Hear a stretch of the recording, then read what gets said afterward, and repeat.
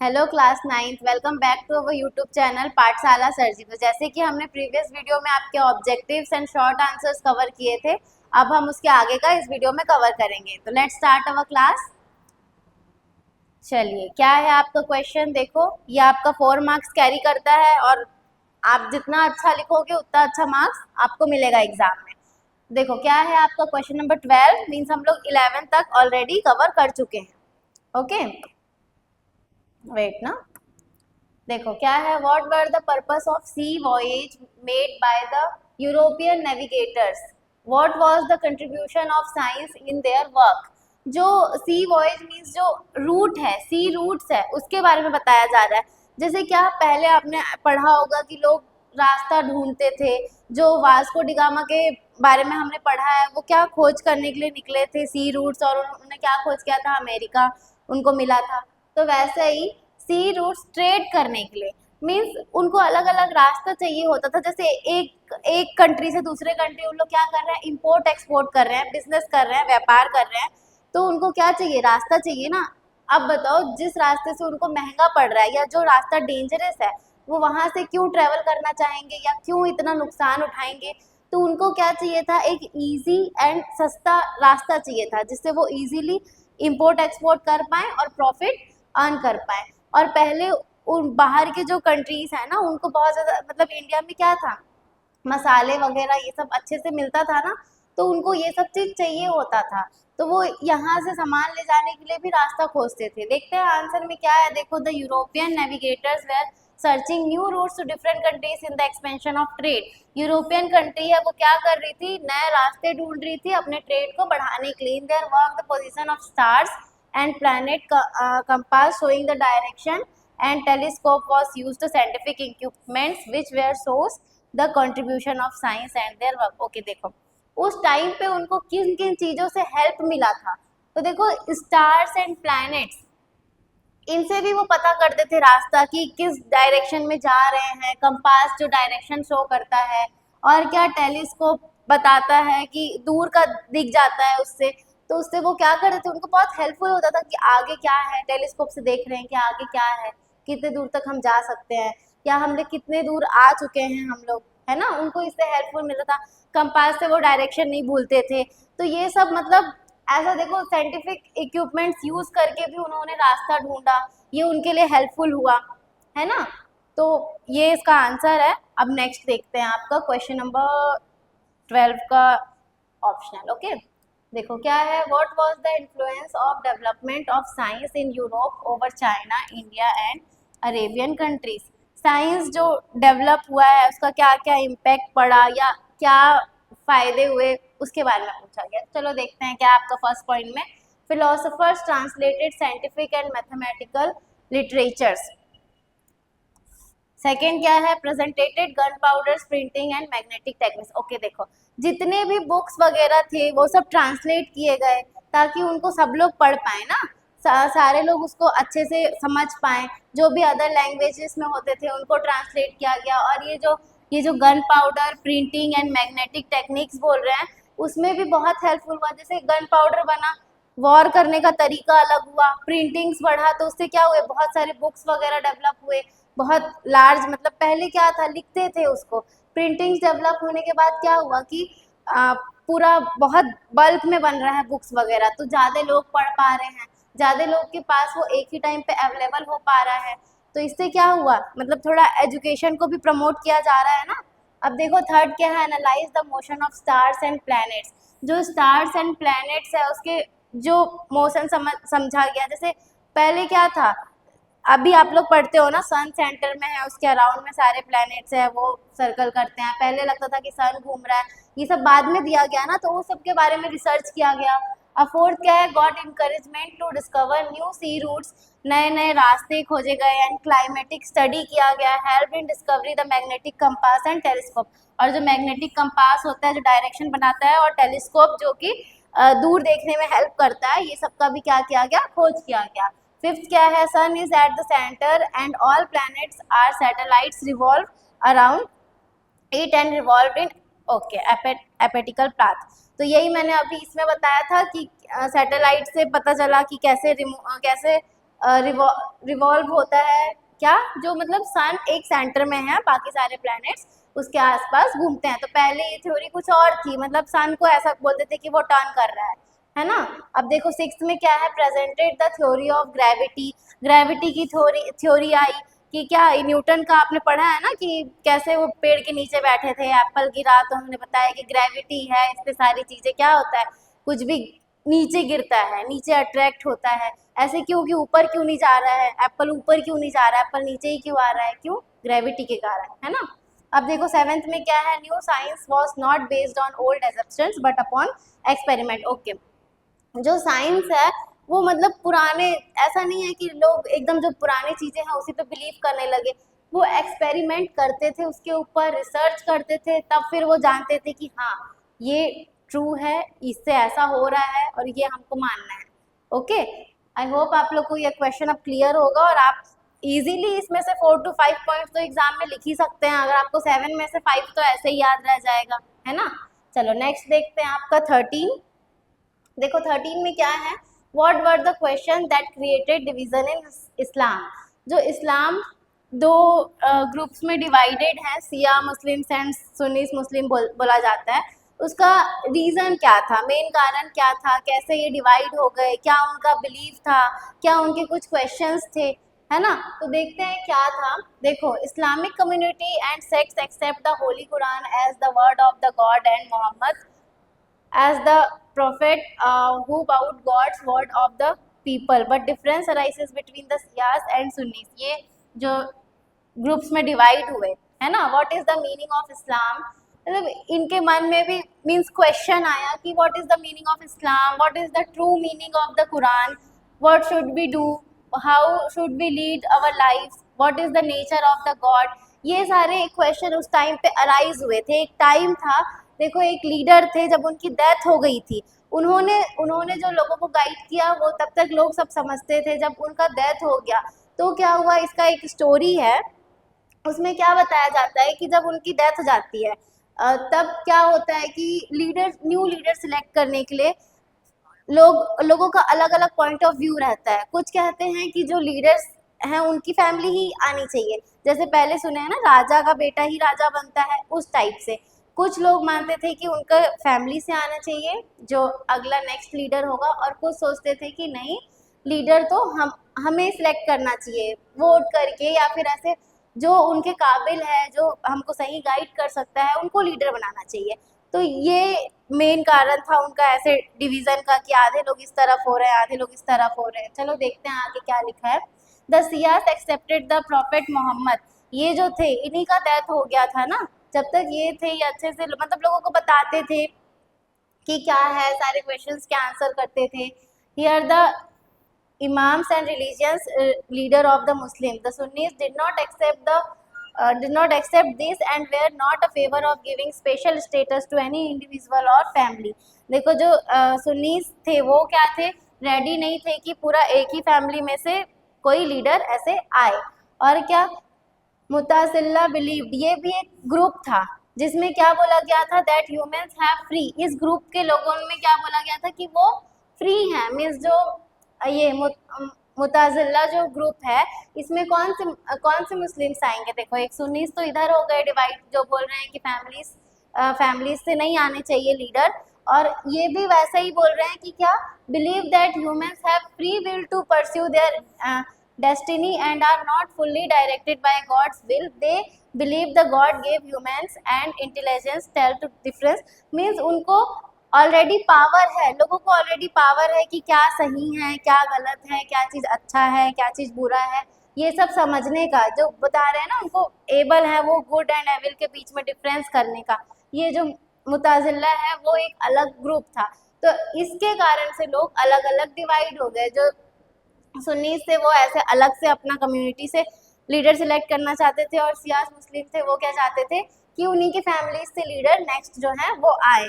तो ऐसा आप लोग एग्जाम्पल में समझ सकते हो, जैसे कि अगर आपका स्कूल है, प्रिंसिपल है, वो हट जाते हैं किसी रीज़न से, या इन केस उनका डेथ हो जाता है, तो कुछ बोलेंगे कि जो उनका सन है उन्हीं को प्रिंसिपल बना दिया जाए, और कुछ बोलेंगे कि नहीं, जो एबल है प्रिंसिपल बनने के उनको बनाया जाए, जो पूरा सब चीज़ हैंडल कर सकते हैं।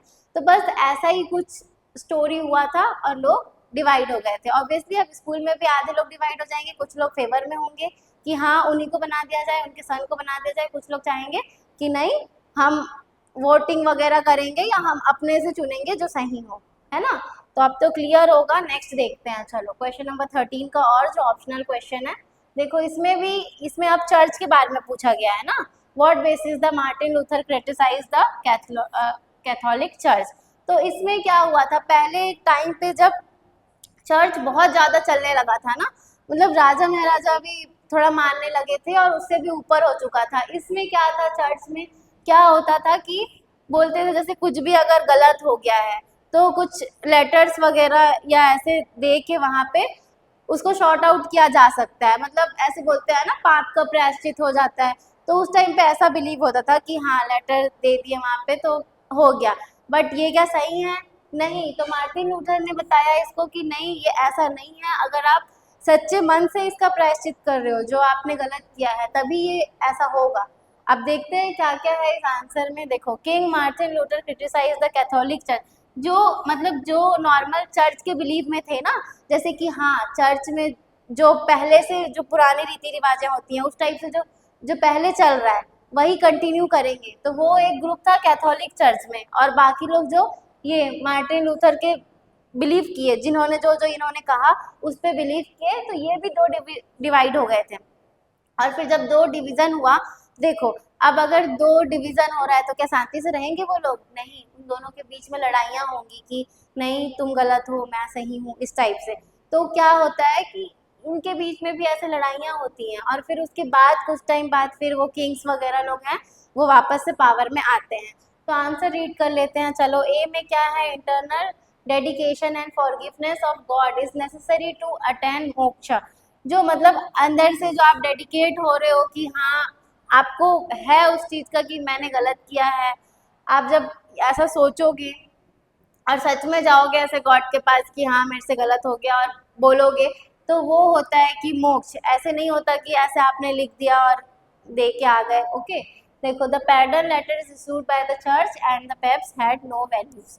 देखो नेक्स्ट क्या है, B it is the compulsory to study the religion text to have complete understanding about the religion. अब इन्होंने क्या कहा, जो इनकी बुक्स वगैरह होती है वो सबको पढ़नी आनी चाहिए। पहले क्या होता था, मीन्स जो मंत्र वगैरह हैं, जो प्राइस्ट हैं, जो पुजारी होते थे उनको ही बस आ रहा है पढ़ना, बाकी लोग नहीं पढ़ पा रहे हैं। यहाँ चर्च में जो फादर वगैरह होते हैं उनको आ रहा है। तो इन्होंने क्या कहा कि वो बुक सबको आनी चाहिए पढ़ने, सबको अपने से समझना चाहिए, सबका अपना थिंकिंग होना चाहिए, क्यों ऐसा हो रहा है इस पर बिलीव होना चाहिए। मीन्स ऐसे नहीं होता कि जो लोगों ने कह दिया वही आगे चल रहा है, कंटिन्यू उसी पे बिलीव कर रहा है। तो इन्होंने बताया कि ऐसा नहीं करना है, उनको खुद भी रीड करना आना चाहिए कि एक्चुअल में ये है क्या, और फिर अपना पॉइंट ऑफ व्यू रखना चाहिए कि हाँ ये सही है या नहीं, या आपको बिलीव करना है कि नहीं, या आपको नेक्स्ट क्या करना है। थर्ड में देखो, every Christians can stabilise contact with God by become a father of the church. ये जो उन्होंने कहा था मीन्स कि सारे लोग किसके थ्रू गॉड से मिल सकते हैं, जैसे फादर, जैसे प्राइस्ट होते हैं ना, कि आप पुजारी के थ्रू जब उनसे पूजा करवा रहे हैं या उनसे मिल रहे हैं तभी आप गॉड से कनेक्ट हो सकते हो। तो उन्होंने कहा था कि बिना इसके भी हो सकता है, आप डायरेक्टली भी कनेक्ट कर सकते हो गॉड से, ऐसा उनका बिलीव था, उन्होंने ये सब कहा था। तो चलो नेक्स्ट देखते हैं, आपको चर्च और ये जो सिया और सुन्नी मुस्लिम्स का डिवीज़न हुआ था, आई होप आप लोग अच्छे से समझे थे। क्वेश्चन थोड़ा इंपॉर्टेंट होता है तो इसको रिपीट में थोड़ा देख के अच्छे से समझ लो। देखो 14 में क्या है आपका, वेदर अ कंट्री में be ruled only as per the wishes of the king और नॉट। अच्छा, ये तो एकदम बेसिक क्वेश्चन है। क्या बोल रहा है कि पूरा कंट्री एक किंग के अकॉर्डिंग, मीन्स वो जो चाहे ऐसा रूल होना चाहिए या नहीं, ऐसा वो कर सकता है कि नहीं? तो ऑब्वियसली नहीं। इसका रीज़न क्या है, अगर एक किंग है वो सारा कुछ अपने अकॉर्डिंग कर रहा है, उसमें वहाँ की जनता या जो वहाँ के लोग हैं वो कुछ नहीं कर सकते। मीन्स जो किंग को समझ आ रहा है, उनको जो लग रहा है सही वो कर रहे हैं। लोगों के वेलफेयर के लिए होगा क्या? ये नहीं। आधी बातें किंग को नहीं पता होती कि लोगों को क्या चाहिए या उनके वेलफेयर के लिए क्या है। और अगर किंग को डर नहीं है कि वो उनको उस पोजीशन से हटा सकते हैं, तब वो किसी का वेलफेयर नहीं करेंगे। वो क्या करेंगे, बस अपना बेनिफिट देखेंगे, जिससे उनको बेनिफिट हो रहा हो, प्रॉफिट हो रहा हो, या जिससे उनको काम चल जा रहा हो, वो वही वर्क करेंगे। तो ये ऑब्वियसली नहीं होना चाहिए। अब देखो क्या है, no, a country should not be ruled as per the king wishes. It may be leads the rebellions and there is a less chances of its development. अब देखो इस डेवलप कैसे होगा, जब लोगों का वेलफेयर ही नहीं होगा, लोग अच्छे से काम ही नहीं कर पाएंगे, वर्क ही नहीं कर पाएंगे, तो कैसे डेवलप हो सकता है। The tax paying common people should get representation in the administration of the state. It is need were not fulfilled, it may be lead to infringements of their rights and may create obstacles in the path of the development. Okay, देखो means लोगों का rights, जो उनके rights होते हैं कि वो हाँ उनका क्या जो अधिकार है वो सब भी छीन जाएगा। राजा के रूल से चल रहा है, मतलब वो अपने अकॉर्डिंग कर रहे हैं, तो लोगों के जो राइट्स हैं वो छीन जाएंगे, डेवलपमेंट नहीं हो पाएगा, लोगों में गुस्सा आ जाएगा, आक्रोश आ जाएगा जब उनके वेलफेयर के लिए काम नहीं होगा, तो ये वर्क नहीं करेगा। तो ऑब्वियसली आप इसके नो में ही आंसर करोगे और बताओगे कि क्या क्या इसके नुकसान है और क्यों नहीं ऐसा होना चाहिए। क्यों बोलते हैं बताओ, डेमोक्रेटिक कंट्री क्यों बोलते हैं? यहाँ पे क्या है, हम कभी भी अपने लीडर्स को हटा सकते हैं, वो कुछ भी गलत किए तो हम प्रोटेस्ट कर सकते हैं, हम अपनी मांगे रख सकते हैं। ये सब अगर कुछ नहीं हुआ तो फिर आपका मतलब ही क्या है, सब तो वो अपने से कर रहे हैं, आपका तो कोई फिर है ही नहीं कि आप कुछ बोल भी सकते हो अपने लिए, है ना। देखो नेक्स्ट क्या है, अमेरिकन स्ट्रगल फॉर इंडिपेंडेंस ना। अमेरिका में जो स्ट्रगल हुआ था, पहले अमेरिका भी एक ऐसा अंडर में था यूरोप के में भी, एक सेकेंड ना, चलो देखते हैं क्या है। In 1776-80 the revolution of operate America was the known as the war of American independence main process है।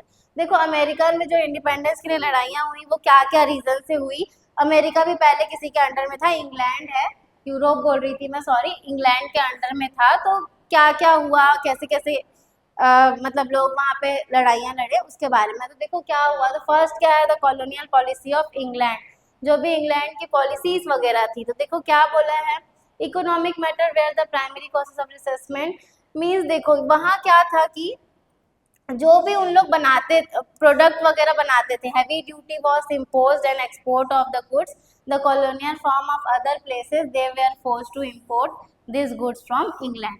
देखो वहाँ के लोगों को, अमेरिका के लोगों को राइट नहीं था कि वो खुद ही वहाँ फैक्ट्री वगैरह बनाए, इंडस्ट्रीज वगैरह बनाए और अपने लिए खुद ही प्रोडक्ट बना के यूज़ करे। उनको मतलब ज़बरदस्ती इंग्लैंड से ये सब सामान लेना पड़ता था और इंग्लैंड वाले इसमें बहुत ज़्यादा हैवी टैक्स लगाते थे और सब उनको पे करना पड़ता था, है ना। मतलब उनके अंडर में था पूरा कंट्रोल। अब वो टैक्स क्यों ले रहे हैं, अपने बेनिफिट के लिए, और लोगों को जो जो चीज़ें की ज़रूरत है अगर वो वहाँ पे उस कंट्री में बनाने नहीं दे रहे। सपोज ऐसा करो जैसे हमारे इंडिया में अब हमको दाल चावल ये गेहूँ चाहिए, अब वो लगाने ही नहीं दे रहे हैं और वो लगा रहे हैं अपने में और यहाँ बोल रहे हैं इम्पोर्ट एक्सपोर्ट करो और टैक्स दो, तो गलत है ना। मीन्स हम अपने जगह भी कर सकते हैं, हमको उससे बहुत कम प्राइस में मिल जाएगा, लेकिन नहीं करने दिया जा रहा है। तो ऐसे ही आप समझ सकते हो।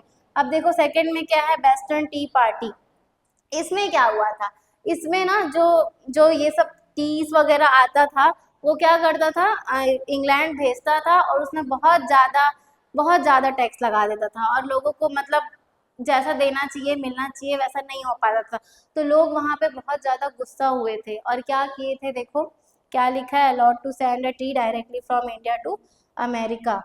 Okay, the tax at the lead to trouble in 1773, याद रखना ना, 1773 several colonies refused to unload the tea coming in English ships on boat when the government ordered the tea. Okay, देखो मीन्स जो सी रूट से वो आते थे तो लोगों ने वहाँ पे वो उसको अनलोड करने के लिए ही मना कर दिया और कुछ लोग तो गेटअप वगैरह चेंज करके चले गए थे और जितना भी वो सब सामान था ना उसको समुद्र में फेंक दिया था।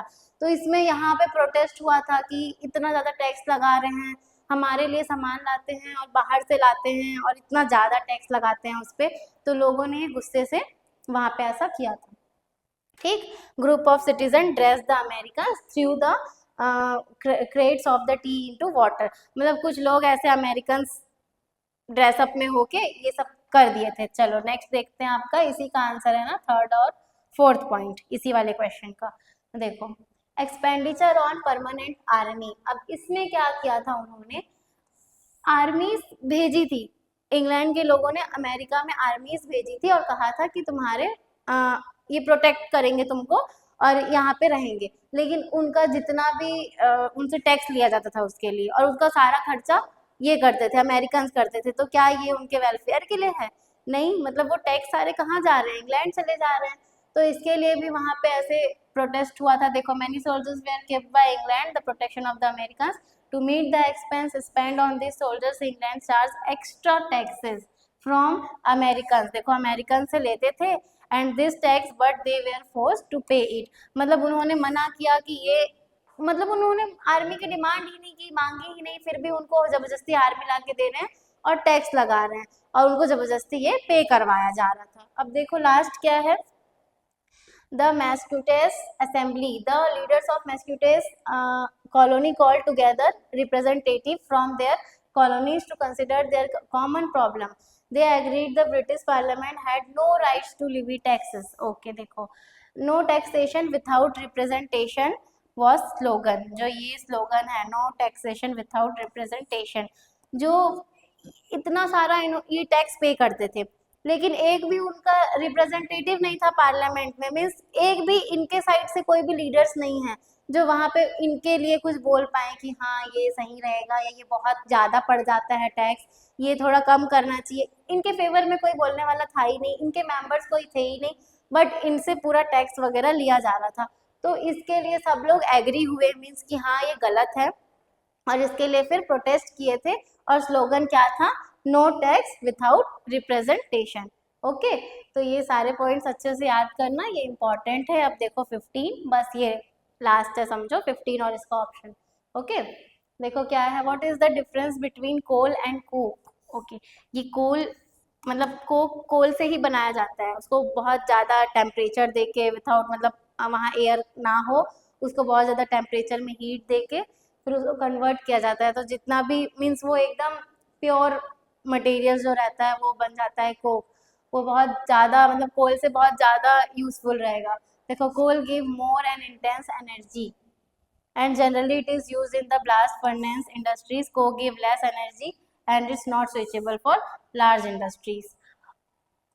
जो कोल है और ये कोक है, इसका आप लोग ऐसे डिफरेंस में भी पढ़ सकते हो कि एक को अलग किया जाता है हीट टेम्परेचर देके, और फिर ये एक बहुत ज़्यादा यूजफुल हो जाता है जो भी जैसे इलेक्ट्रिसिटी के लिए, फायर वगैरह के लिए, है ना। और उसका कलर भी पूरा चेंज हो जाता है, एकदम नेचुरल, नेचुरल नहीं मतलब बहुत ज़्यादा डार्क ब्लैक टाइप से। ठीक, चलो नेक्स्ट देखते हैं आपका 15 का। और क्या है इसमें, what do the weavers do to earn their livelihood when their products were not sold in the market, what is effect. देखो, जो वीवर्स हैं वो अपने लाइवलीहुड्स के लिए क्या करते हैं, जब उनका जो प्रोडक्ट है, जो उनका सामान है, वो मार्केट में नहीं सेल हो रहा है, नहीं सेल हो रहा है, और इससे क्या इफेक्ट पड़ रहा है ना। तो देखो क्या है, फर्स्ट पॉइंट देखो, the weavers were forced to work in the factories to earn their source of living.